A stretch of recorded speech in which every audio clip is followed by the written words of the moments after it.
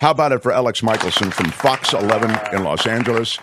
He also does the show The Issue Is, which is seen all across California on different stations, talking about political issues. I thought you guys did a really nice job last night, and I'm not just saying that. One of the reasons I do say it, and then I'll let you speak, but let me finish my compliment, is that you have to be somewhat nimble sometimes as a debate moderator. You have to listen to what is being said, and then you have to redirect or follow up in ways that relate to what is being said on stage. I thought you guys both did that very effectively last night. So nice job. Yeah. Thank you very much. And thank you for suggesting that talking to me is more exciting than talking to Sam Rubin. Well, of that, there is no doubt. No, Sam, of course, is a legend and an icon, and to have him on Oscar Day is quite a booking by you. Yeah, so, no. He's got, in his area. He is second to none. You're right. Yeah. So I feel very lucky to have both of you in your respective areas, top of the game. Right. So, look, it seemed to me, and we have a little bit of the highlights of it, or a couple of moments. It seemed to me, that once you saw. I'm talking about the candidates on stage, saw Garvey taking on water, they realized that there was an opportunity for them to make points by pillorying him in a way, as opposed to going after each other very aggressively. Is that a fair take? Yes, and I didn't know going into it how much of that there would be, because there's some danger politically if you're, especially Katie Porter or Barbara Lee, in attacking Steve Garvey, because in some ways you want to minimize him. Remember, his objective right now is to bring the Republican base together and support him, and hope that Katie Porter and Barbara Lee split the Democratic base with Adam Schiff, allowing Steve Garvey to get into that top two. Recent polls suggest that that is happening right now. And so in some ways, if you have all the Democrats all piling on Steve Garvey, in some ways you make him stronger, because all the Republicans who may not love Steve Garvey, they really hate pencil neck, as Donald Trump calls Adam Schiff, or they don't like Katie Porter, the woman with the whiteboard who's connected to Elizabeth Warren, or they don't like Barbara Lee for 1,000 different reasons. And so that's sort of the danger in doing that. And so I didn't know if they would hesitate, but I think Steve Garvey said certain things that were so egregious if you're a liberal Democrat that they couldn't help themselves. And they saw some openings that were effective for each of them. If you notice, they all attacked him kind of on different things. Schiff couldn't help himself but attack him on the democracy stuff, the Trump stuff, because that's his strength. Barbara Lee went after him aggressively and put herself into the conversation when he was talking about homelessness, because she herself was homeless. And Katie Porter got into some lines in terms of the Trump stuff as well. So it was interesting to see what they did on that front. And you're right, we had to pivot. I had some other questions, frankly, for the Trump section that I was going to go to everybody, but that action was so great and so much happening and so interesting that in some ways it was like, don't get in the way. And we kind of let them go on some of those moments, and those were some of the moments that ended up making news all over the country. Exactly. That was just such good judgment in the moment. Tony, play a little bit, if you will, one of the clips from the debate last night, and we'll talk to Alex after that, if you would, please. We've got a couple of them, and here's a moment from last night's debate. I just want to underscore what Barbara Lee said. Mr. Garvey, you won't tell the public whether you're going to support this man again. You voted for him twice. You saw what he did on January 6th. You have to see what a threat he is to the country. I can understand you don't want to alienate MAGA world by saying you're against him, but you also won't stand up to him. What more do you need to see of what he's done to be able to say that you will not support him, that you will not vote to put him back in office? What more do any of us need to see? Well, actually, that was going to be my question. So, I was channeling you, Alex. Mr. Garvey, we'll give you a minute, because that's going to be your topic. Yeah. I mean, there's identity politics at its finest right there. Trying to paint me into the corner, trying to call me MAGA. Yeah. Miss Lee tried to paint me in the same corner also. I'm my own man. I make my own decisions. I voted Mr. for him Garvey, twice Mr. Garvey, we'd like to I know, thought that he was the best person. as your own man, for what the is your job. decision? Let him answer. It's his turn. You're banging on that trash can just like the Astros did a few years ago. And as This is I not a will sport. continue, that I think that it's important to, when two people are the final two people, Yeah. that you choose the person that you thought was the best person for the job. But if his first opponent talked down to the people of this country, his first opponent thought she was entitled. You're talking about Hillary His Clinton. second opponent stayed in a basement and only came out in controlled environment. But they both. By the way, I wouldn't have voted for President Reagan if he stayed in the basement. Okay, but so both times he was the best person for the job. How you feel about him personally is totally different. But now, but economists say now that he did. Economists say, excuse me. Yeah. Economists say that he did an exceptional job for our economy. People will say he created jobs for minorities more than any in this history. So you can take things personally, but as far as I'm concerned, let's keep this together. Let's keep it together. Here's the question. At this point, Donald Trump has been president. Joe Biden has been president. We've seen both of them as president. Are you still undecided if the choice is Donald Trump versus Joe Biden?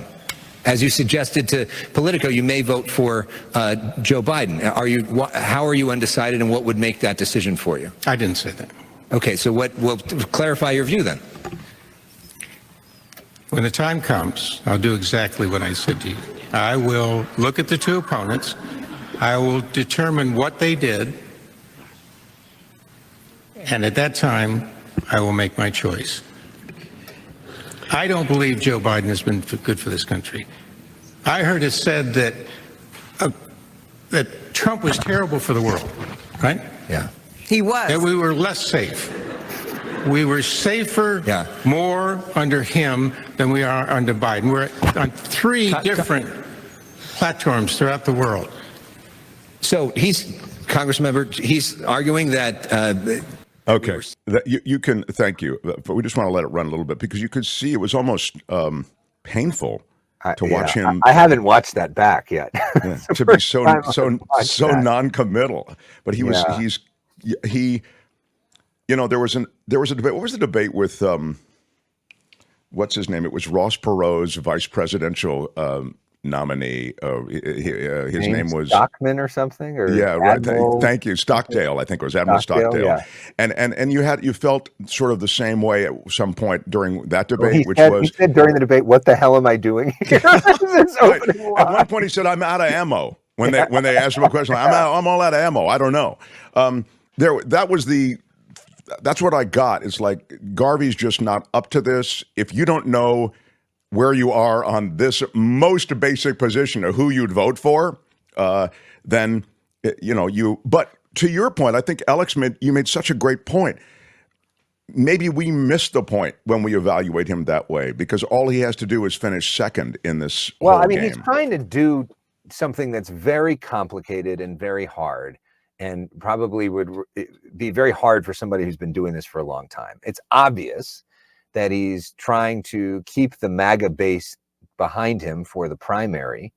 And it's obvious that he's concerned about being pro-Trump if he actually wins into the top two in the general election when Trump is a huge liability in California. So that's why he's trying not to say either one. And then he's sending signals like, Joe Biden wasn't, he's not so great. And he was in the basement and, Trump's good for this. And so that he's trying to send them signals, we got to play this game, right? And then not have that soundbite that would be used, in every ad in the fall in a state where Donald Trump lost by 30 points. So that's what he's doing. It's just not, the hard part about that is when you're trying to pretend that you're not a politician, which is your thing. I'm different than a politician. That's like very political. And the other hard part about it is Donald Trump is the most polarizing and well-known figure in modern American politics. Like, I don't know anybody who's undecided on Donald Trump. right? You Right. either love him or you hate him. You're not like, I don't know, tell me more. Which is why they wanted to make it about that. So when you end up Right. with a guy going, well, I'm not sure, I'll decide at the time. It's like, you Right. decide at the time? You don't have enough It's not- evidence I mean, yet? that makes sense if you're like, this is a debate between Nikki Haley and Ron DeSantis and Vivek Ramaswamy, and none of them have been on the national stage that long, and we're trying to learn more about the positions and see what they're going to do. You know, Trump, Biden, my point was, they both have been president. We don't have to guess what they're going to be like as president. We've all lived through it. So, like, what else do you need to know? That was the phrasing of my question. And then Schiff basically literally almost did it word for word of what I was going to say to Garvey. And he clearly didn't have a great answer, but he, in his defense, if your strategy was just sit here like this, take the beating, but not give them the soundbite of, yes, I'm for Trump, he got through it. Yeah, exactly right. And I actually like that parallel, which is maybe what it was. It was just like, let these guys beat up on me, throw out the dog whistles, you know, the things I need to say to kind of wink, wink to my supporters, and then just show up on the ballot in the right place. So as you see it, let me just look at the Democrats. There are many who would say that Barbara Lee definitely hurts Katie Porter. They're the more progressive end. The best thing that could happen to Katie Porter would be for Barbara Lee to tap out. I mean, Barbara Lee is 77. I give her credit. As I say, she doesn't look 77, doesn't seem 77, or whatever our view of 77 is. By the way. Oh, she's 76? No, Garvey is 76. Oh, Garvey is 76, yeah. So I just, I'm not suggesting she's not vital enough to do it. I mean, I think there are plenty of, you know, people in their 70s and 80s who are vital enough to do many of these jobs. That we have an ageism here that's a little unfair.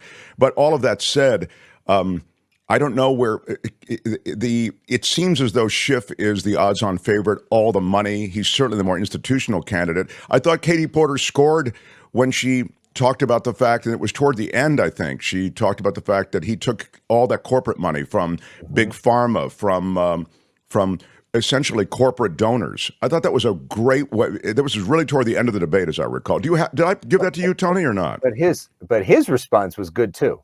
All right, let's hear it both. Here we go. Representative Schiff may have prosecuted big oil companies before he came to Congress, but when he got to Congress, he cashed checks from companies like BP, from fossil fuel companies.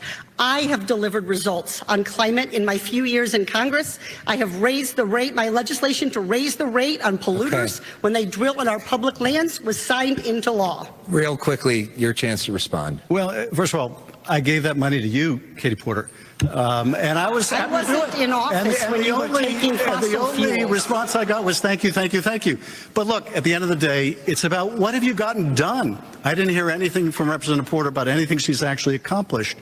I've taken on oil companies and prosecuted them. I've gotten mass transit built.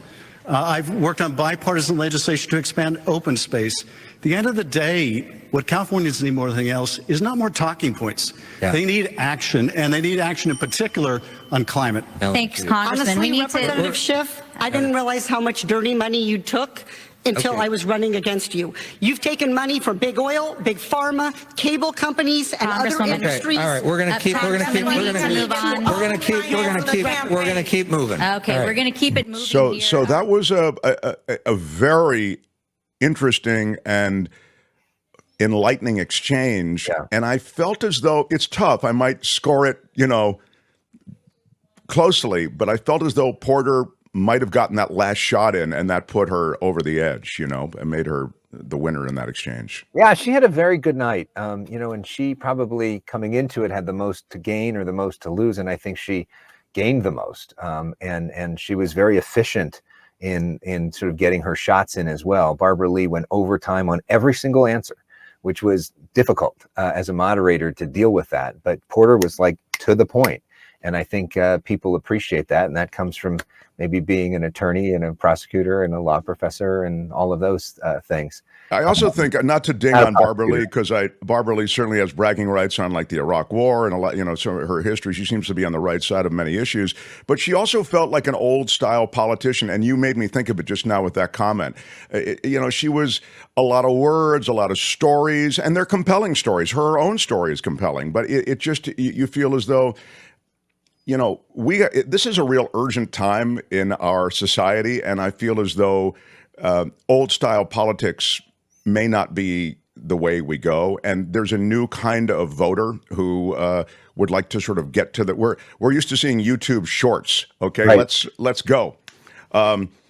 But Right. I thought, yeah. Go ahead, Alex. No, I mean, and Barbara Lee hasn't run in a competitive election in a very long time. Great She's point. been in a very Great point. safe district. Katie Porter has had to run in very close elections, and she also does clearly a lot of national TV. And Adam Schiff hasn't run in competitive elections in a while, but he is, on MSNBC every other day, and in the middle of it, in the impeachment, and doing rebuttals during the hearings and other things. And I think both of those experiences have forced both of them to be maybe a little more experienced or not as rusty on some of that. Take us through what happens now, Elex Michaelson. The process continues, and as you say, in California, Garvey could really end up going up against Schiff or one of the other two. I think there's going to be two other debates. Last night, Nexstar announced that they're going to be doing a statewide debate with Inside California Politics host Frank Buckley, your buddy, and Nick Lorenzo, and they're going to be doing that up in San Francisco. I think my pal Conan Nolan may be doing a debate on Channel 4. I don't know if he's very talented too. announced. Yeah. He's great. You guys are all very good. Yeah, love all them. Yes, but we're already seeing the ads. It was interesting. If you were watching on Fox 11, the ads both before and right after were ads for Katie Porter and Adam Schiff for the debate. They've got a lot of money to spend. Barbara Lee doesn't have a lot of money to spend. We have no idea how much money Steve Garvey has. He hasn't filed any of his official paperwork, which is due January 30th, where we get a sense of his financials and where he's at. Will he be up on the air getting that message out? And then, we have a month to vote. So, ballots go out in about less than 6 weeks. People will start to vote. And then, the final day to vote, I don't like to call election day anymore. I like to say the final day to vote is March 5th. Yeah, right. It takes sometimes a bit to count the votes. If Katie Porter's elected to the Senate, is it likely her House seat will go to a Republican, asks Ren. Not necessarily. That district is very close. It's basically like a 51-49, I think, Democrat to Republican district. So it's one of the closest races. It is the race, if you talk to the political experts or the people in both parties, that they are most focused on in the whole state of California because it's so close.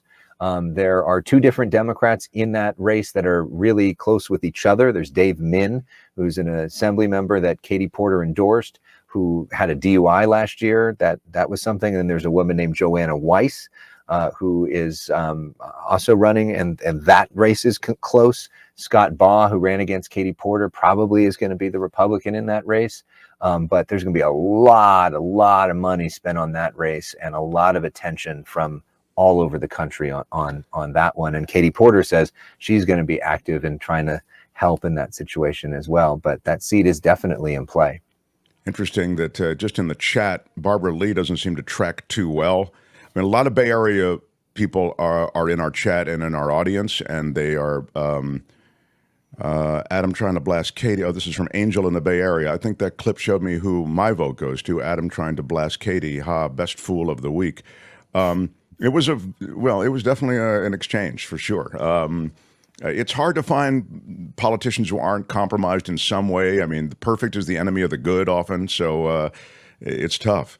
But people point out that Oakland is in trouble when talking about Barbara Lee, that Oakland is a troubled area. And we asked that question. Yeah. And Oakland is only here. Beth says Oakland is just a small area of her district. Go ahead, Alex. Yeah. Oh, Oakland is a small area of her district. I mean, Oakland's a pretty big and important city in California, and it's right. Their hometown and all the rest of it. It's not, I mean, I don't know. The minute you say, well, don't count Oakland. Really? That seems sort of important. Yeah.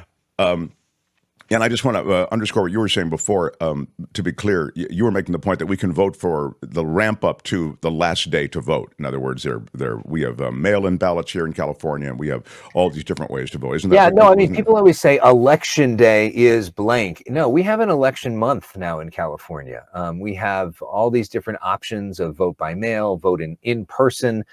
with, you can drop off your mail. I mean, there's all sorts of options, which has really increased voter turnout. We know some people have sort of mocked California for that system, but we see a lot more people voting because of that system.